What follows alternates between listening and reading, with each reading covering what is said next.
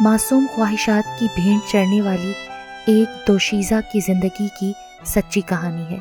Video شروع ہونے سے پہلے میرے YouTube channel Urdu centre plus کو سبسکرائب کر کے بیل نوٹیفیکیشن کو آن کر دیں تاکہ آپ کو ملتی رہیں تمام چینل اپڈیٹس۔ آپ میری ویڈیوز کو زیادہ سے زیادہ شیئر کر سکتے ہیں۔ اب آپ مجھے ٹویٹر، فیس بک اور انسٹاگرام پہ بھی فالو کر سکتے ہیں۔ شہنی، تم شہر چلی جاؤ گی تو میں کیا کروں گا؟ کالو نے اچانک میرا راستہ روکتے ہوئے کہا۔ کالو کی اس جرأت پر غصے سے میرا دماغ کھولنے لگا۔ کبھی شکل دیکھی ہے تم نے اپنی آئینے میں؟ وہ تو میں روزانہ ہی دیکھتا ہوں شینی، سچ میں۔ جب بکریاں کھول کر چرانے جاتا ہوں نا تو پہلے شیشے میں دیکھ کر بالوں میں کنگھی کرتا ہوں۔ کالو نے میری طرف حسرت بھری نگاہوں سے دیکھتے ہوئے کہا، تم اپنی اوقات میں رہو تو بہتر ہے۔ کوے کی شکل والوں کو شاہین بننے کے خواب نہیں دیکھنا چاہیے۔ یہ کہہ کر میں غصے سے بل کھاتی ہوئی آگے بڑھی۔ کالو مجھے اس وقت تک دیکھتا رہا جب تک میں اس کی نظروں سے اوجھل نہیں ہو گئی۔ میرے چچا ایک سرکاری ادارے میں آفیسر تھے۔ وہ شہر میں رہتے تھے۔ ابا جان زمینداری کرتے تھے، اس لیے ہم نے گاؤں میں ہی رہنا تھا۔ نازی میری چچا زاد تھی۔ ہم دونوں ہم عمر تھیں، ایک ہی کلاس میں پڑھتی تھیں اور ہماری دوستی بھی گہری تھی۔ میں قصبے کے ہائی اسکول میں تھی اور وہ شہر کے ہائر سیکنڈری اسکول میں پڑھتی تھی۔ ہماری ملاقات عید کے موقع پر یا گرمیوں کی چھٹیوں میں ہی ہوتی تھی۔ نازی زیادہ خوبصورت تو نہ تھی مگر بدصورت بھی نہ تھی۔ گندمی رنگت کے ساتھ، تیکھے نکوش اور بڑی بڑی آنکھوں کے ساتھ وہ ایسا خوبصورت بالوں کا جوڑا بناتی کہ اس کے حسن کو 4 چاند لگ جاتے تھے۔ وہ جب بھی گاؤں آتی تو میں اس کا قیمتی ماڈرن لباس اور چہرے کا میک اپ دیکھ کر حیران رہ جاتی۔ میک اپ میں تو وہ شہزادی لگتی تھی۔ اس کے برعکس میں شکل و صورت میں اس سے بہتر تھی، مگر میرا سادہ لباس اور میک اپ سے بے نیاز چہرہ کسی کو بھی اپنی طرف متوجہ نہیں کرتا تھا۔ نازی کو حسین روپ میں دیکھ کر میرے من میں بھی اس خواہش نے سر ابھار دیا کہ میں نازی کی طرح کب بنوں گی۔ میرے من میں بھی خوبصورت بننے کا جنون سوار ہو گیا۔ میں نے جب اس کا ذکر نازی سے کیا تو وہ کہنے لگی، شینی، گاؤں میں رہ کر تو تم ایسی نہیں بن سکتی، تم میرے ساتھ شہر میں چلو، تمہیں بھی میں اپنے جیسا بنا دوں گی۔ مگر یہ تو ناممکن ہے نا، میں نے بے بسی ظاہر کر دی۔ شینی، تم اس طرح کرو، میٹرک کا امتحان پاس کر لو اور آگے مزید پڑھنے کی خواہش کا اظہار تایا سے کر دو، پھر میں تمہیں اپنے ساتھ لے جاؤں گی۔ ہم دونوں ایک ہی کالج میں داخلہ لیں گے اور پھر میں تمہیں بھی اپنے جیسا بنایا کروں گی۔ نازی کی بات دل کو لگی۔ میں نے میٹرک کا امتحان اچھے نمبروں میں پاس کر لیا اور جب ابا جان سے شہر جا کر پڑھنے کی خواہش کا اظہار کیا تو وہ فوراً مان گئے۔ انہوں نے چچا سے بات کی تو انہوں نے مجھے شہر بلوا لیا۔ یوں میں اور نازی ایک ہی کالج میں داخل ہوئی۔ کالو میری خالہ کا بیٹا تھا۔ اس کا رنگ اتنا کالا ہے کہ ہر کوئی اسے کالو کہتا ہے، کوئی کالا کوا۔ 5 جماعتیں اس نے گاؤں کے اسکول سے پاس کی۔ اس کی صورت دیکھ کر ہر کوئی اس کا مذاق اڑاتا تھا، جیسے اسے جینے کا حق ہی نہ ہو۔ میں بھی ان لوگوں میں شامل تھی جو کالو کو ایک ناکارہ اور فالتو چیز سمجھتے تھے۔ نہ ہی وہ زیادہ پڑھ سکا اور نہ ہی اسے کوئی نوکری ملی تو پھر اس نے بھیڑ بکریوں کا ریوڑ بنا لیا اور اپنی دنیا میں مگن ہو گیا۔ وہ میرا ہم عمر بھی تھا۔ میں اکثر ان کے گھر جاتی رہتی تھی کیونکہ اس کی بہن میری کلاس فیلو تھی۔ میں نے کئی بار یہ محسوس کیا کہ کالو کی نگاہیں میرا پیچھا کرتی ہیں، مگر میں نے اس کو وہم جان کر بھلا دیا۔ میں کبھی کبھی اس کے ساتھ مذاق کرتی کہ کالو کی دلہن کوکاف سے آئے گی۔ جواب میں وہ کہتا، ہاں وہ کوکاف ہی سے آئے گی۔ میرے شہر جانے کی خبر برادری والوں کو معلوم ہو گئی، اس لیے میں روانگی سے قبل خالہ سے ملنے آ گئی تو کالو نے مجھے وہ بات روک کر کہہ دی جس کا تصور بھی میرے لیے محال تھا۔ کالو نے میرا موڈ بہت خراب کر دیا۔ بہرحال میں شہر آ گئی، مگر میں کالو کے الفاظ بھلا نہ سکی۔ میں نے جب نازی کو وہ بات بتائی تو وہ خوب ہنسی اور بولی، حور اور لنگور میں بہت فرق ہوتا ہے۔ وہ کالج میں میرا پہلا دن تھا اور اسکول اور کالج میں مجھے پہلے دن ہی فرق معلوم ہو گیا۔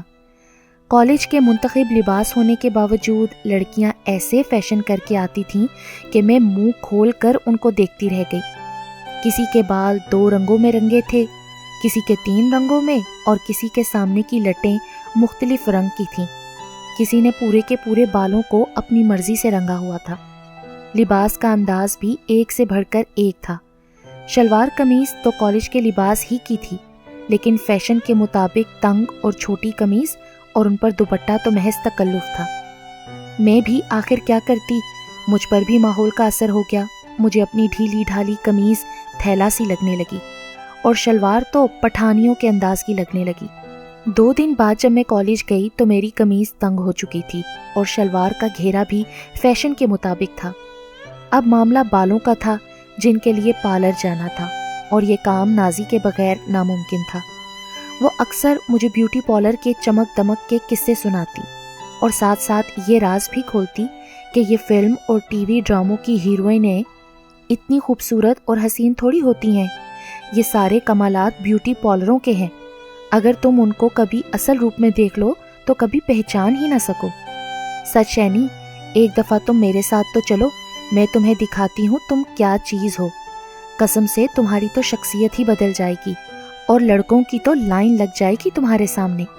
میرا دل بہت چاہتا تھا کہ میں ان حسن خانوں کی سیر کروں، لیکن میں اپنے ماں باپ سے ڈرتی تھی۔ ان کی عزت مجھے بہت عزیز تھی۔ انہوں نے جس اعتماد کے ساتھ مجھے شہر بھیجا تھا، میں ان کا وہ مان برقرار رکھنا چاہتی تھی۔ نازی کو پر میری ایسی باتوں سے اختلاف تھا۔ ایک روز وہ کہنے لگی، والدین بیجا پابندیاں عائد نہ کریں تو اولاد چور راستے نہ ڈھونڈے۔ کیا مطلب ہے تمہارا؟ میں نے چونک کر اس سے پوچھا۔ مطلب سادہ ہے، مجھے آج رات ایک شادی میں شرکت کرنی ہے۔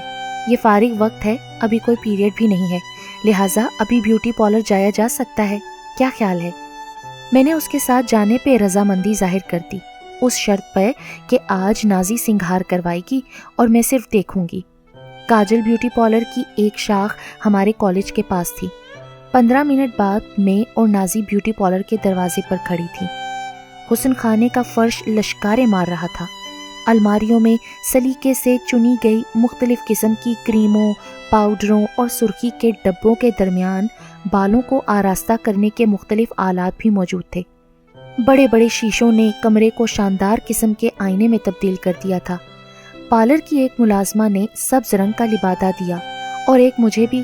میں نے اسے اٹھا کر دیکھا تو وہ بغیر آستین کی قمیض نما شمیز تھی، جس کے بڑے بڑے گلے میں ہلکا سا لاسٹک تھا۔ میں نے اسے ناپسندیدگی سے دیکھ کر ایک طرف رکھ دیا اور کہا، میں نے تو کچھ نہیں کروانا۔ اچھا میڈم، آپ نے کیا کروانا ہے؟ ملازمہ نے انتہائی ادب اور تمیز سے پوچھا۔ نازی نے تفصیل سے اپنے مقاصد بیان کیے۔ چند منٹ بعد وہ کپڑے تبدیل کر کے آئینے کے سامنے پڑی بہت سی آرام دہ کرسیوں میں سے ایک پر جا کر بیٹھ گئی۔ سبز لبادے کا گلا اس کے شانوں سے کافی نیچے اٹکا ہوا تھا۔ مجھے تو جھرجھری سی آ گئی۔ کیا میں اس کی طرح کا یہ مختصر لباس پہن کر یوں آرام سے بیٹھ سکتی ہوں؟ میں نے اپنے آپ سے پوچھا۔ اس کا جواب کیا آتا؟ میں تو سامنے والے مناظر میں گم ہو چکی تھی۔ میں چہرے کو چمکانے، بالوں کو رنگنے اور بھووں کی کمانیاں کسنے کے عمل کو حیرت سے دیکھتی رہی تھی۔ تقریباً 2.5 گھنٹے بعد جب نازی کپڑے بدل کر آئی تو ہرگز ویسی نہ تھی جیسی یہاں آنے سے قبل تھی۔ میں نے رشک بھری نظروں سے اس کی طرف دیکھا۔ سیاہ بالوں کے درمیان سنہری بالوں کی لٹیں دمکتے گالوں کے اوپر لہر رہی تھیں۔ نازی بڑے انداز سے انہیں وقفے وقفے سے کانوں کے پیچھے کرتی۔ اس نے کلائی پر بندھی گھڑی پر نظر ڈالی اور بولی، چلو شینی، بالکل وقت پر فارغ ہوئے ہیں، کالج کی چھٹی کا وقت ہو گیا ہے، آؤ چلیں۔ تو میں اس کے ساتھ چل پڑی۔ وہ نازی کی کسی سہیلی کے خاندان میں شادی تھی، وہ مجھے بھی ساتھ لے گئی۔ میں نے دیکھا ہر کوئی نازی کے خوبصورتی کی تعریف کر رہا ہے۔ وہ سب عورتوں اور لڑکیوں میں نمایاں نظر آ رہی تھی۔ کئی لڑکوں اور مردوں کی نگاہیں اس کے حسن کا تعاقب کر رہی تھیں۔ میں جو سادہ لباس اور بغیر کسی میک اپ کے تھی، کسی کی نگاہوں کا مرکز نہ بن سکی تھی۔ پھر اس رات میں نے بھی فیصلہ کر لیا کہ میں بیوٹی پارلر ضرور جاؤں گی اور سجوں سنوروں گی۔ ان دنوں میں 2nd ایئر میں تھی کہ شادی کا ایک فنکشن پھر آ گیا۔ اس موقع پر بھی نازی کے ہمراہ میں بیوٹی پارلر گئی اور ہم دونوں ہی کو انہوں نے سنوار دیا۔ میں نے تیار ہونے کے بعد جب اپنے آپ کو آئینے میں دیکھا تو دیکھتی رہ گئی کہ جیسے کوئی پری کوکاف سے اتر آئی ہو۔ اس رات میں ہی اس محفل کی ملکہ حسن ٹھہری۔ میرا رنگ روپ قیامت ڈھا رہا تھا۔ سب کی نگاہیں میرے حسن پر مرکوز تھیں۔ خود نازی بھی میری خوبصورتی کی تعریف کر رہی تھی۔ اگلا دن میرے لیے خوشیوں کے انبار لے کر طلوع ہوا۔ رات والی تقریب میں مجھے ایک صنعتکار کے بیٹے نے پسند کر لیا۔ اگلے دن ہی سارے معاملات طے پا گئے۔ گاؤں سے میرے امی ابو کو بلا لیا گیا تھا، وہ بھی خوشی سے پھولے نہ سما رہے تھے۔ لڑکے والوں نے منگنی کی رسم میں ہی مجھے زیور سے لاد دیا تھا۔ میرا منگیتر راشد بھی لاکھوں میں ایک تھا۔ میں اپنی قسمت پر نازا تھیں۔ خوشیاں میرے انگ انگ سے پھوٹ رہی تھیں۔ FA کے امتحانوں کے بعد شادی ہو جانی تھی۔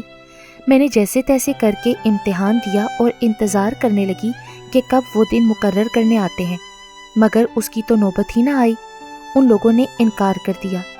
راشد نے کسی کیفے میں مجھ پر بنائی گئی فلم دیکھ لی تھی، جو بیوٹی پارلر والوں کے آئینے خانوں میں خفیہ کیمروں میں خفیہ تصویر کشی کر کے بنائی گئی تھی، اور پھر کمپیوٹر کے ذریعے میرے چہرے کو نہ جانے کہاں کہاں اور کیسی کیسی فلموں میں استعمال کیا گیا تھا۔ انہوں نے میری زندگی برباد کر دی تھی۔ نہ جانے کہاں کہاں کے نیٹ کیفوں میں وہ فلم چلائی جا رہی تھی۔ میں بہت روئی، تڑپی، آنسو بہائے، بے گناہی کی قسمیں کھائیں، مگر جو تذلیل ہونی تھی وہ تو ہو ہی گئی، ہو رہی تھی، اور نہ جانے کب تک ہونی تھی۔ پارلر والوں نے میرا جینا حرام کر ڈالا تھا۔ میں نہ صرف اپنی بلکہ ہر ایک کی نظروں میں گر گئی۔